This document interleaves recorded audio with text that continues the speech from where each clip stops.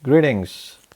Let us talk about how to handle accessories. This is one of the basic functions an endoscopy assistant performs, and I must say that you should take pride in handling biopsy forceps. If you do that well, you will be able to do several other functions that involve a similar mechanism. So before we go there, you need to do a couple more things. As you set up your room for endoscopy procedure, you should look at your biopsy jars or specimen jars and take time to label them so that you're ready whenever you take a specimen during the procedure. So that's one thing, label your jars. The next thing is check your inventory inside the room.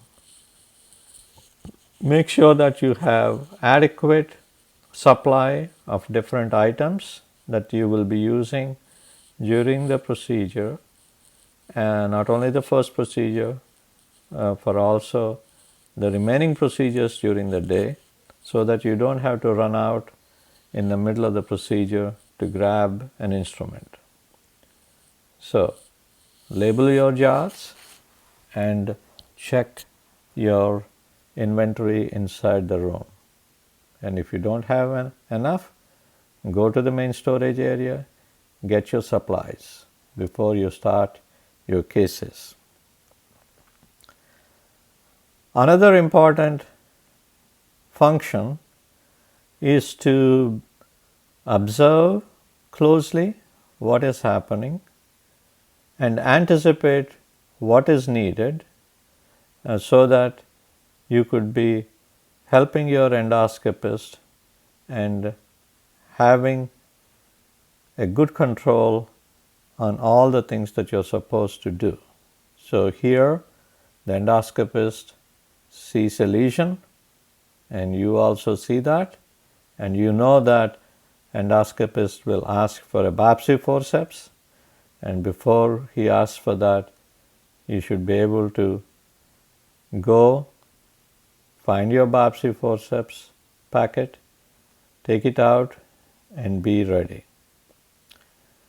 Say for example you are assisting another nurse or another first assistant, and when they ask for a biopsy forceps, you remove the biopsy forceps from the packet, unwind the loops, close the biopsy forceps and hand over in this fashion. This is the best way to hand over the biopsy forceps or any other instrument that comes in a loop, and so that the first assistant doesn't have to worry about untangling the loops. That could frustrate the endoscopist if he has already pushed the biopsy forceps down the channel and then you're trying to untangle things. I also said that you should hand over the biopsy forceps in a closed position. What do I mean by that? When you put your finger into the thumb ring and forefinger and middle finger on the groove and close your grip, the forceps remains closed. Whenever you give the biopsy forceps to the endoscopist, make sure you give that biopsy forceps in a closed position. This is especially important if the biopsy forceps has spikes, and if you hand over in an open position, the spike could damage or puncture the endoscopist, and it can result in unnecessary issues. So this is something important to keep in mind. So when the endoscopist is ready to receive the biopsy forceps, he removes his right hand from the scope and lifts it up in a slightly closed grip, and you deliver the closed biopsy forceps in between the thumb and forefinger, where he quickly grasps and then inserts down the biopsy channel. To make it easy for the endoscopist, push the biopsy forceps down the channel with a minimum number of strokes. You should create a nice loop like an arc so that he can push it down with long strokes. If you don't have that arc, he will be struggling because he can only make small movements. Keeping that arc is critical and in helping the endoscopist push the forceps down in a few pushes down the channel. Once the biopsy forceps comes out of the field, there are basically two things that the endoscopist will say. He will say, open the forceps. That means you open your hand and the forceps opens up. And then when he pushes to the lesion, and he will say close. That means you close your grip and the biopsy forceps closes.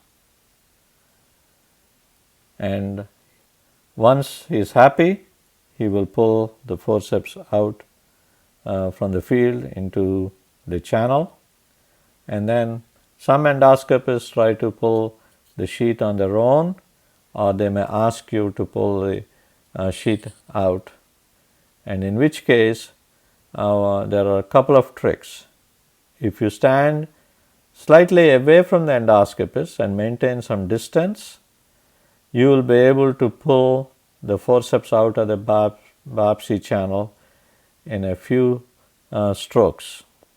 If you are very close, you may end up requiring multiple strokes to pull it out. Another important thing, you want to avoid spills from the biopsy channel, and in order to do that, keep a little bit of gauze in your left hand or right hand close to the biopsy cap so as to avoid any spills. Once the biopsy forceps comes out, you have two jobs to do.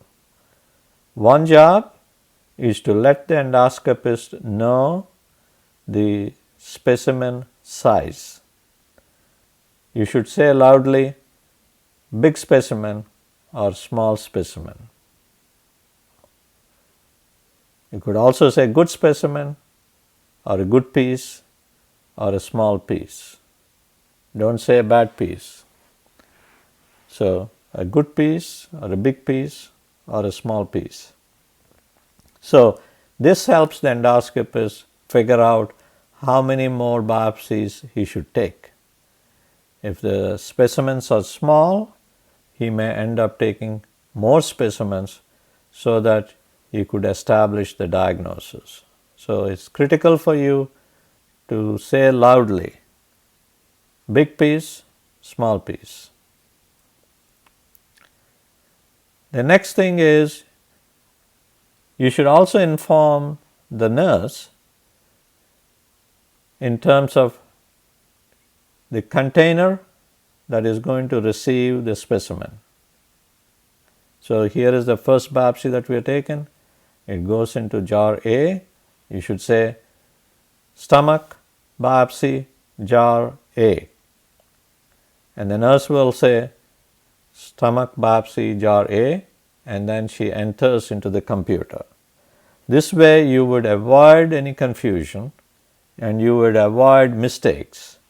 Mistakes can happen where somebody doesn't hear you clearly and they may enter that into a different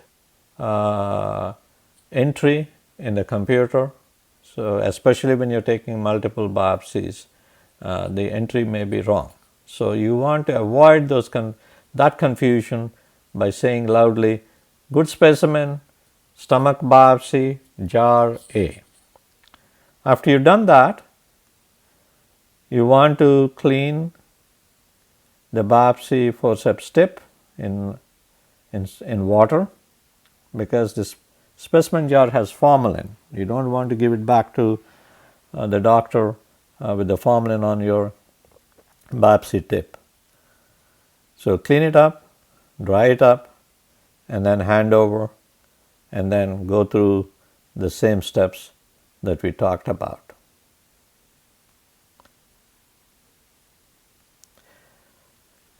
After the procedure is done, it is your responsibility and the responsibility of the nurse to check all the specimens, make sure that you have a specimen in each jar and the jars are labeled properly.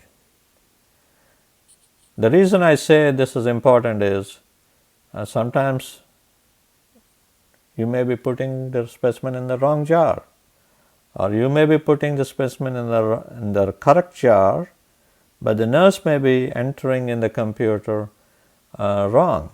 So you want to avoid all these mistakes by taking time to go over the specimens, and everybody is on board with this process. Thank you.